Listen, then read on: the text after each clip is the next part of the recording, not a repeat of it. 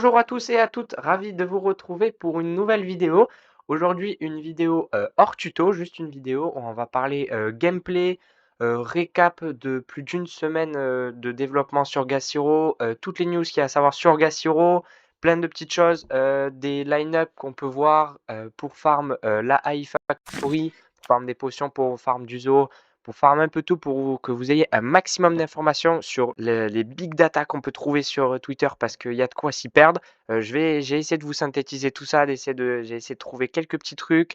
J'ai noté quelques petites choses que j'ai pu relever au sein du WEC qu'on a pu me fournir. Ensuite, après, on a un calendrier à aller voir.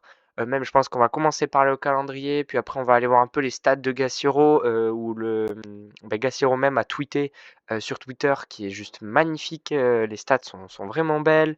Ensuite, on ira voir un peu, farmant les levels 1 ou 2, combien on gagne de GMT à peu près par combat en soi, si on veut se rapporter ça par combat. Il y a plein de choses à aller voir et on va commencer tout de suite par le calendrier de Gashiro. C'est parti. Et voilà le calendrier dont je voulais vous parler. Bon, bien évidemment, le jour 1 commence le 3 janvier. On a quelques petits jours de décalage, 3 jours sur un mois normal. Donc, à chaque fois qu'on voit ici la petite tête de mort juste là, c'est quand on peut défier le boss pour devenir chef du clan. Du coup, ici, on a juste là où j'ai ma souris, on a les chefs de clan qui sont établis. C'est parti, ça c'est établi le chef de clan. Ensuite, on va avoir du fight de boss pour la guilde, puisque ici, on aura le chef de guilde qui sera établi. Ensuite, on va retrouver le chef de clan. Ensuite, on va partir sur du district. Il me semble que ça doit être l'ordre. Et derrière, on va repartir pour du chef de clan juste là. Et encore derrière, guild. Et là, on repart pour du clan. Et si je ne me trompe pas, ici, ça doit être la cities. Exactement, je ne suis pas sûr. On va aller voir tout de suite sur le white paper. Vous voyez toutes les insignes juste ici. Retenez-les et on va tout de suite aller voir sur le white paper parce que ça peut se trouver sur le white paper et je vais vous montrer où et facilement. Nous voici rapidement sur le white paper pour savoir un peu de tout. Qu'est-ce que je parlais de tout. On se retrouve sur le white paper et il faut aller dans Power et juste ici Authority. Je clique et je vais arriver juste ici. On dirait que je me suis un tout petit peu trompé puisque le clan, en fait j'ai tout décalé de 1. Ce que j'appelais le clan, c'était plutôt la guilde. Ici, ce que j'appelais la guilde, c'était plutôt le district. Et ce que j'appelais le district, c'était plutôt la city. Et ensuite, on a les World Elders qui vont être élus du coup autour du 30 janvier par là. Ça, c'est quand même des gros emplacements plutôt pour des whales. Alors, j'espère que j'ai des whales qui me regardent, mais je pense que ça doit être compliqué à aller atteindre. Il faut des gros portefeuilles. Après, c'est plutôt des trucs en mode le World Elder, c'est élisez-moi et je vous passerai de la redevance peut-être si vous m'élisez. Alors que dans les guild masters, dans les clans, c'est plutôt vos performances sur le jeu qui vous permettront d'atteindre ces statuts-là. Là, on se retrouve sur les stats de Gashiro, du coup sur notre petit sommaire. Là, on a déjà avancé, on n'a pas déjà passé le calendrier, on passe vite fait sur les stats. Les stats de Gashiro, ça a été publié entre le 10 et le 12 janvier exactement. Je ne sais pas l'heure. Je vous mettrai le lien du Twitter de Gashiro dans la description. C'est quand même presque 300 millions de GMT qui ont été tradés en l'espace de 10-15 jours. Ça fait vraiment beaucoup, beaucoup de GMT, 2,7 millions de GMT qui ont été burn. Vous comprenez le passage du GMT de 0,26 $, 0,27 $ à un moment 0,44 $, ça s'est un peu emballé. On est redescendu et on est autour des 0,33 $, 0,34 $. Ce qui est plutôt un prix très satisfaisant comparé aux 2-3 derniers mois où on connaissait un GMT autour de 0,23, 0,24 qui était déjà très bien. Mais ça fait une jolie petite hausse et c'est bien sympathique. Ensuite, on passe sur un truc plutôt intéressant trouvé sur Twitter le 12 janvier. Du coup, les prix ont tout petit peu baissé. Moi, je tourne la vidéo le samedi 13 janvier. Ça a déjà un tout petit peu baissé les prix. Je pense que le dimanche, ça aura encore un tout petit peu baissé. Mais ici, on a le coût de quand on fait un match, quand on fait du Easy 1, quand on gagne une potion, ça correspondait à 33,80 GMT, par exemple, dans la AI Factory. Au Easy 1, ce sont des chiffres quand même énormes. Et par exemple, pour les potions, il en faut 100. Du coup, pour toucher vos 33,80 GMT, il vous faut 100 potions. Bien sûr, eh bien, on multiplie ce chiffre par 100, ce qui fait 3380. Je tourne la vidéo actuellement le samedi. On est à 2700 l'EFP. Du coup, ici, on pourrait mettre plutôt 27 GMT. Mais ça reste des chiffres quand même incroyables. Parce que chaque 6 heures, on peut faire, ça dépend combien vous avez d'énergie de base, mais on peut faire entre 1 et 2 combats. Ça veut dire que chaque 6 heures, on pourrait se taper 27 à 54 GMT, ce qui est juste incroyable. Comparé à des gains Stephen, qu'est-ce qu'il faudrait y mettre comme argent dans Stephen pour faire ça? Là, sur Gassiro, on fait un peu plus. On voit que les pets sont un peu moins rentables, mais peut-être les pets sont un peu plus rentables, puisque on les a en plusieurs, on a plusieurs morceaux. Par exemple, le Easy 2 est déjà à 7-8 fragments, comparé au Easy 2 sur iFactory, où nous sommes à 2 ou 3 potions par combat. Et par exemple, les power cans qui sont quand même très, très intéressantes parce que les 100 power cans, c'est toujours à peu près 2300-2500, mais on peut les vendre par 40 et par 40, elles sont à 1100 GMT, ce qui est plutôt cool. Et si on arrive à faire du Easy 2, on fait 2-3 power cans par combat, ce qui veut dire qu'en une journée et demie, même pas une journée, eh bien, on peut aller se chercher 1100 GMT, ce qui fait quelque chose d'assez raisonnable, je trouve. Ensuite, on passe sur le jeu Gassiro. Pour ceux qui veulent rentrer sur Gassiro, qui ne sont pas encore rentrés, j'ai quelques petites stats de base. Pour farmer du zoo ou des schémas d'armes, quand on a 4 personnages de base qui sont gratuits pendant 48 heures, sans les monter trop en level, juste avec les potions qu'on gagne au souterrain, on peut faire le Easy 2 en zoo largement, le Easy 2 ici aussi pour les schémas d'armes. iFactory, j'ai pas eu assez de personnes qui m'ont fait des retours sur la iFactory, du coup je pourrais pas vous en dire beaucoup beaucoup plus. Moi tout ce que je connais c'est sur le zoo et sur les schémas d'armes. Ensuite, pour passer du Easy 3 toujours avec les personnages gratuits, il faudrait avoir ces personnages entre le level 10 et le level 12 minimum pour arriver à faire le Easy 3 juste ici qui vous fait gagner 4 à 5 fragments d'armes et 13 et 16 fragments de pets, ce qui est quand même très intéressant. Euh, Reste, il faut que quand même vos personnages, surtout par exemple, on va parler de Amazon Warrior qui est un des personnages gratuits qu'on a et qui est un damage, il faudrait au moins qu'elle ait la première skill. Pareil sur Tactical Police et les autres personnages qui pourraient avoir au minimum une skill, ça serait parfait, vous seriez large. Ensuite, pour passer le Easy 4, c'est possible avec les personnages gratuits. Easy 4, c'est quand même 7-8 fragments d'armes, c'est quand même beaucoup. Quand on regarde sur les pets, c'est encore pire, c'est 21-26, c'est énorme. Vous pourriez quand même faire 2 pets largement en 48 heures, voire plus.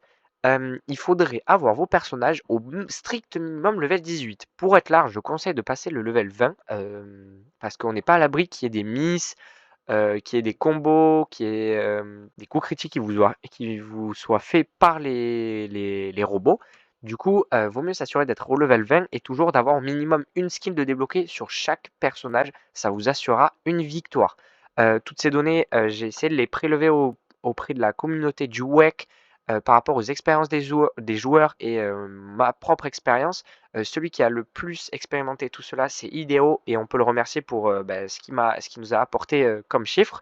Et ensuite, on va aller voir des extraits de vidéos que j'ai trouvés sur Twitter où on va voir un peu des setups qui passent différents levels. Comme ça pourra vous donner des métriques, des informations sur peut-être qu'est-ce que vous voudriez investir. Et ensuite, on ira voir sur Marketplace combien ça coûterait à l'heure que je suis, au moment où je suis, d'acheter ces héros-là pour farm, ce qu'on va voir. Ok, on va commencer le premier extrait de vidéo. Il vient de Louis Cap qui est dans mon clan sur Gassiro. Ça va être pour un peu petit portefeuille, petit budget, puisque lui il a un héros, c'est Tuo Skitter, un support level 20 avec 2 skills il me semble ou 3.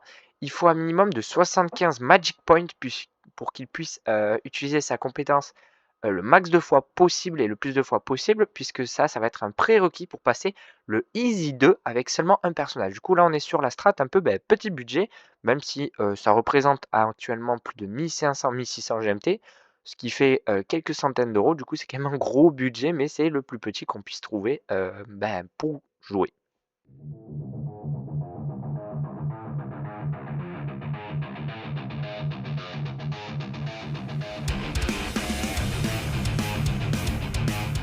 Ensuite, on va avoir une succession de vidéos, de line-up qui passe le Easy 3, sur les armes. On va avoir, du Daily Nightshade avec une arme, qui est sa hache, qui est l'arme de prédilection, une, Daily Nightshade qui est level 20 et qui a 3 skills, du coup, qui est quand même pas mal boosté au niveau de l'arme puisqu'on rappelle, la troisième skill, c'est 15 de bonus, sur l'arme, du coup, c'est pas quand même pas trop mal, qui passe du Easy 3 en étant toute seule.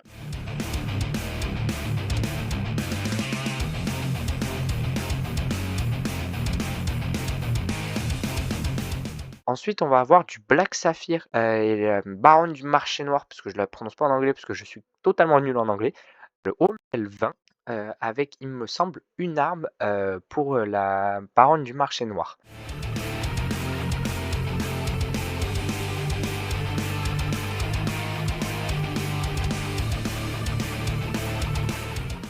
Ensuite, on aura une troisième vidéo qui passe aussi du Easy 3 avec Yokozuna, qui est un tank, et il me semble Daily Nightshade aussi, sans armes, qui passe, du Easy 3 toujours sur le farm d'armes.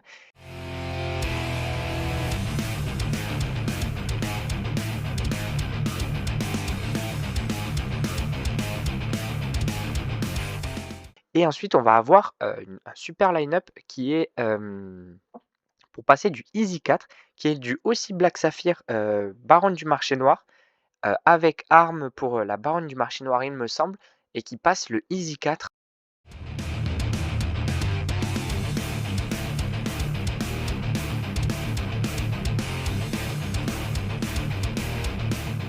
Après ça, c'est seulement 2 personnages, j'ai envie de vous dire, et une arme, mais ça représente déjà, je pense, 10 000 GMT facilement.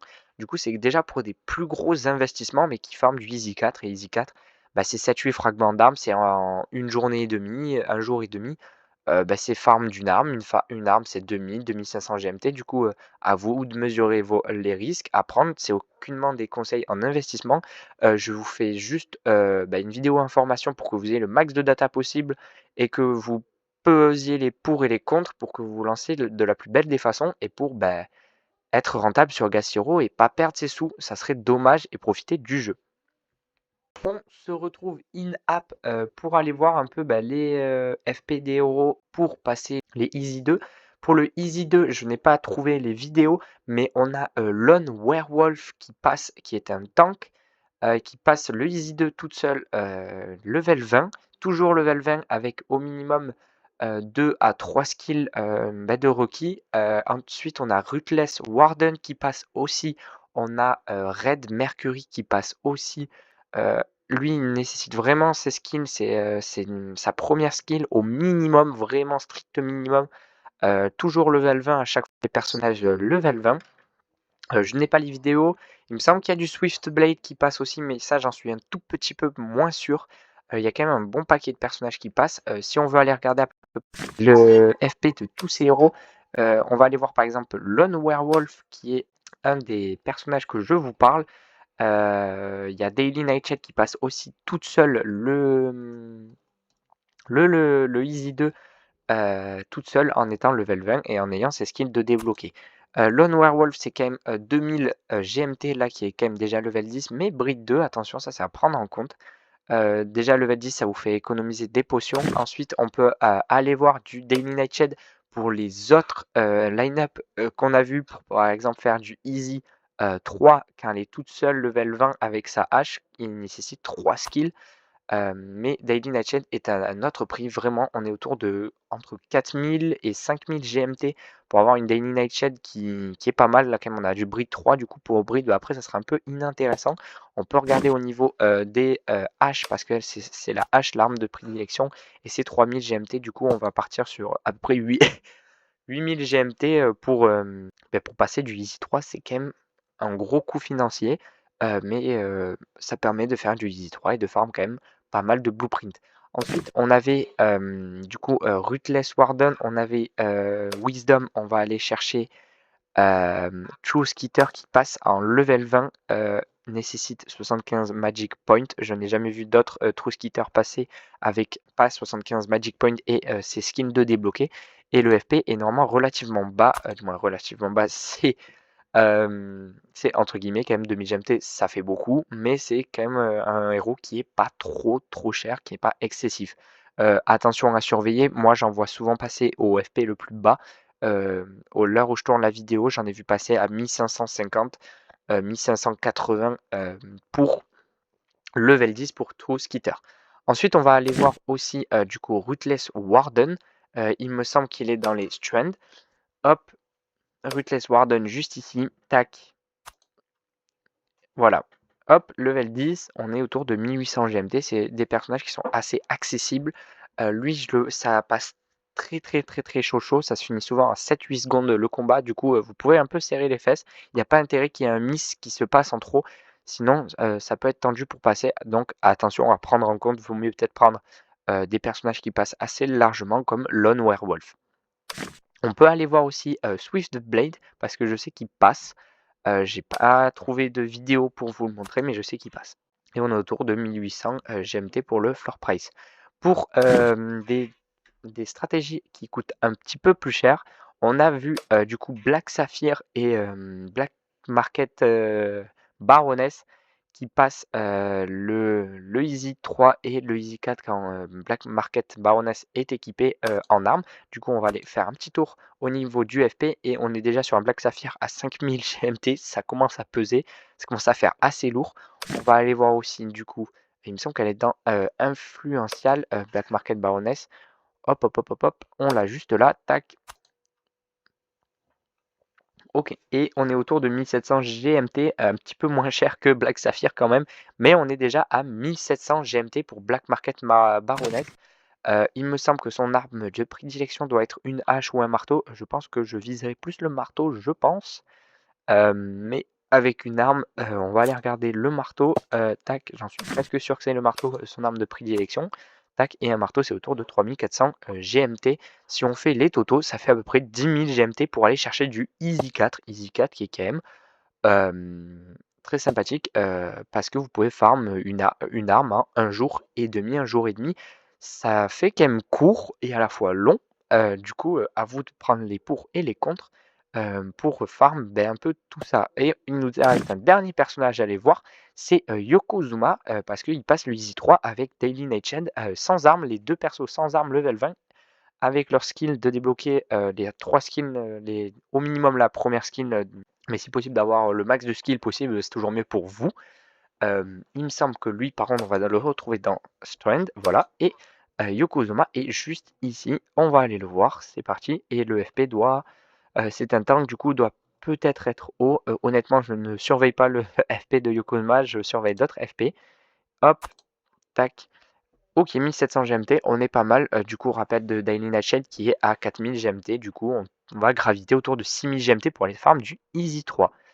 Hop, du coup, là, on a fait la roadmap un peu de tout ce qu'il fallait voir de cette petite vidéo information. Et pour ceux qui ont remarqué, je ne suis plus dans le même clan.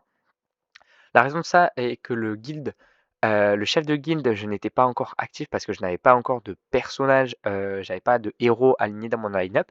Et par erreur, il m'a kick de clan OGTA alors qu'on était d'accord pour que on reste parce que moi je considère que les prix sont encore bien hauts pour investir. Mais je devrais revenir dans mon clan d'ici quelques jours. Pas de souci à se faire. Le WEC est ouvert. Il ne faut pas avoir peur de venir au WEC. On vous accueille les bras grands ouverts. Venez. Pas de prérequis minimum. Juste être un minimum actif et sympathique. Avoir bon fond.